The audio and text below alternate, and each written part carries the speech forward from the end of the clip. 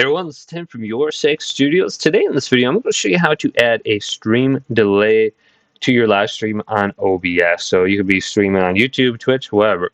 But we can go up to Files and then go down to Settings. And this is really easy to turn on. Go on down to Advanced. Then go to the right and scroll on down under here. And we have an option called Stream Delay. Just enable this, and then we can pick the duration. Now, the longer the duration, the more memory it's going to use. So if we increase this, you can see that value go up.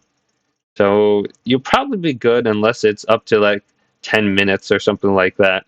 So you can see I'm at 72 and it's at 81 seconds. So most of you will have plenty of estimated memory usage. And just choose whatever you want and then apply and start streaming.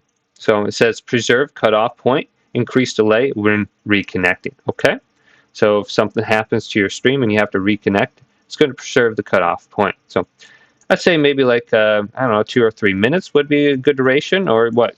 Let's go up to, let's try 300 seconds to see the memory usage. So that's 264 or 68. So that's fine.